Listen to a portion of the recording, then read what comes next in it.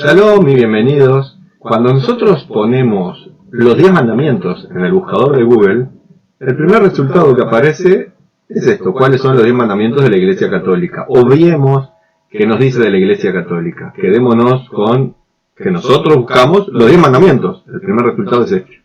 Y dice: amarás a Dios sobre todas las cosas.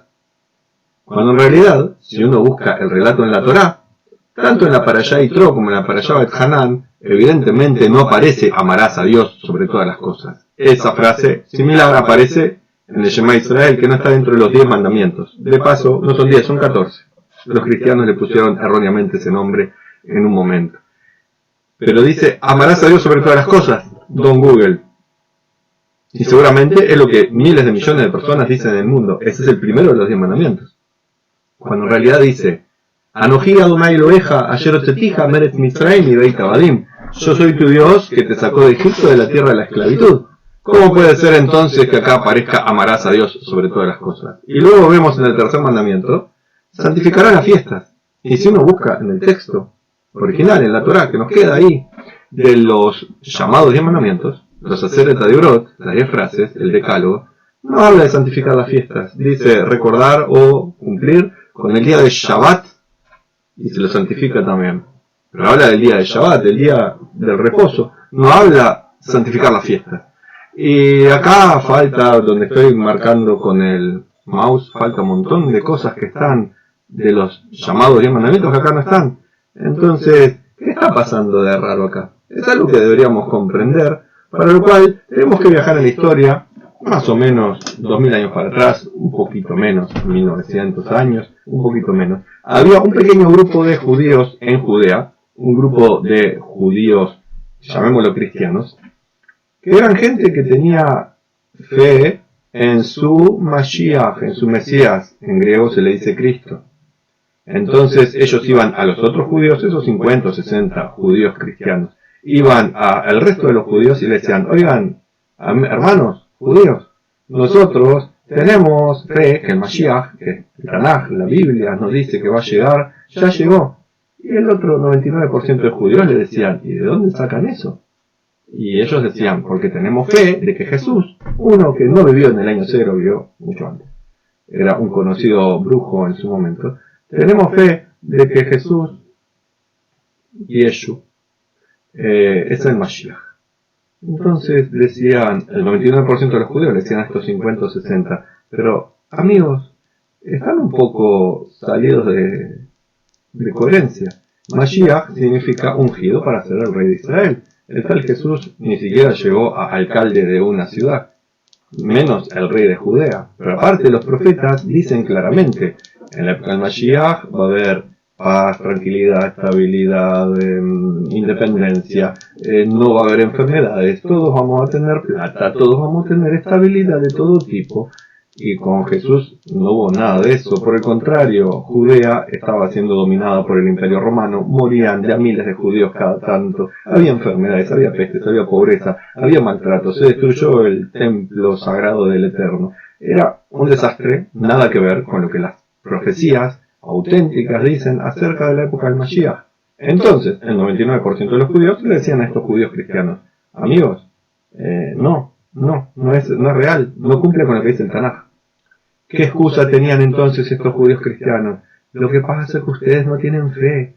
El Tanaj está hablando de un rey espiritual, de un reino espiritual, de un reino que no es de este mundo, de salud espiritual, de riqueza espiritual, de estabilidad espiritual, de independencia espiritual. Y los otros judíos miraban y decían, pero no dicen nada de eso el Tanaj. El Tanaj es un libro espiritual, pero no habla de mágicos mundos, fantasía. Es un mundo muy concreto y habla de un descendiente del rey David, en el trono del rey David, gobernando en Judea para el resto de las tribus, habla de la economía, habla del ejército, habla de la moneda, habla de lo que un rey tiene que dedicarse. O sea, no es un reino espiritual, es una verdadera monarquía o un gobierno en este mundo, obviamente con una conducción espiritual, con una luz espiritual, una luz especial que no todas las monarquías o ninguna tuvo, pero no es un rey mágico de un mundo fantasioso. Y aparte, todavía inventaron que como había muerto el tal Yeshu, Jesús, y no había cumplido ni siquiera un 0,1% de las profecías, bueno, ya tendría ocasión en una próxima vida. Y después empezaron a delirar con cosas mágicas todavía más, como que la madre era virgen, cuando todo el mundo sabía que la madre le gustaba el sexo, y especialmente con los romanos. Era sabido, estaba registrado. La madre sí era indirectamente descendiente del rey David. Por tanto era una chica conocida y en el barrio se la tenía bien en cuenta quién era.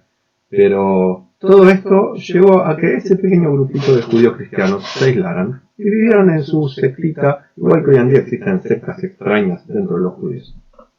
Hasta que apareció un gentil que se creía judío, un tal Pablo, de una ciudad de Tarso, que nada que ver con Judea, un gentil un poco sacado de sus cabales, pero que era un enorme, inmenso y genial publicista, un marketinero de primera. ¿Y qué idea genial tuvo? En vez de venderle a los judíos que no compren esta idea, porque no hay por dónde comprarla, vamos a venderle a los gentiles que había en ese tiempo, vamos a venderle que son todos idólatras. Para ellos creer en un Dios más no tiene ninguna novedad. Para ellos creer en un Dios mágico de reinos espirituales no tiene ninguna novedad. Que les prometa un paraíso, que les prometa salvarse del infierno solo con la fe, tener una madre virgen, nacer el 25 de diciembre, todo eso ya era conocido, ya había dioses así entre los gentiles, y uno más, que en vez de llamarse Apolo o Mitra, se llamara Jesús, no les cambiaba. Entonces, con su poder de convencimiento y sus trucos no muy positivos, fue logrando que el marketing floreciera y tuviera éxito, a partir de lo cual la mayoría de esa secta judía desapareció como secta judía para transformarse en una religión de gentiles, con un pequeño grupito de núcleo judío, que en su momento eran los maestros, que a poco fueron siendo eliminados para quedar los otros maestros, los cristianos nuevos. Estos judíos en el núcleo tenían obviamente como su libro sagrado al Tanaj, no tenían el Nuevo Testamento. Entonces tuvieron que convertir el texto en hebreo a algo que los nuevos conversos de origen gentil lo pudieran entender, así que fue al griego, fue al latín. Cuando llegaron al relato de la entrega de los Acereta de Orot, los mal llamados 10 mandamientos, ahí Dios, en un momento único, en una revelación a todo un pueblo, les dice: yo soy tu Dios que te sacó de Egipto de la tierra de la esclavitud. Así comienzan los mal llamados 10 mandamientos. Yo soy tu Dios que te sacó de Egipto de la tierra de la esclavitud. Si tú eras un chico o chica griego, de familia griega, toda la vida griega, y de repente te decían, el momento más importante de la historia, cuando Dios se reveló ante ti, dijo: yo soy tu Dios que te sacó de Egipto de la tierra de la esclavitud. Le preguntas a tus padres, a tus abuelos, a tus tatarabuelos, en ningún momento Dios te sacó de Egipto de la tierra de la esclavitud. Por tanto, todo este cuento no te servía.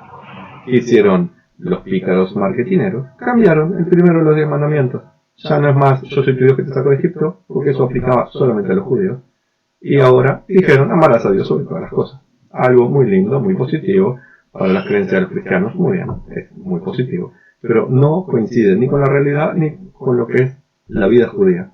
En este tercer mandamiento, santificará la fiesta, ahí decía recordar o cumplir con el Shabbat.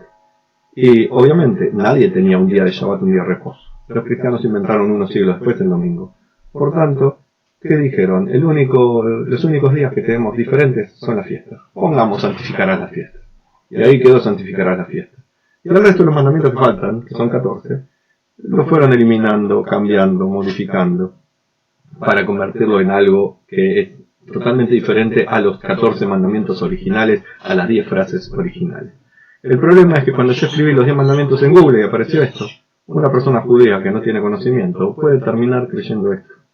Lo cual sería muy malo para uno como judío. Si uno es cristiano, quiere creer en eso, feliz de él. Pero una persona judía no debería. Y por ahí vi que existen los 10 mandamientos de los evangélicos. Entonces, yo me pregunto, si Dios se lo entregó al pueblo judío.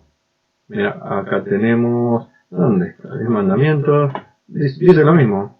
No tengo yo por qué saber ni interesarme, pero como son muchísimos millones de personas más los cristianos que los judíos, es evidente que de los 462.000 resultados, pocos van a ser que tengan que ver con judíos. Y de los 8.710.000, poco tiene que ver con los judíos. Y si buscamos en los judíos, que son los originales, los verdaderos, a quien Dios le entregó los 14 mandamientos, ahí sí ya aparece más correcto. pero hay que buscarlo con mucho detenimiento y saber lo que uno está buscando. Y uno no estaría buscando los 10 mandamientos judíos, porque uno piensa, son los 10 mandamientos, no son los 10 mandamientos judíos, que de hecho tampoco deberíamos llamarlos 10 mandamientos, sino el decálogo, las 10 frases. En conclusión, tenemos que tener mucho cuidado con lo que encontramos en Internet. Don Google se equivoca muy a menudo. Los que quieren creer en esas cosas, ok, son libres de hacer lo que quieran, pero no es algo judío, no representa el judaísmo, ni representa la palabra de Dios. Si te quedan dudas, comentarios, etcétera, bienvenidos sean. Te deseo lo mejor, que es Shalom y bendición.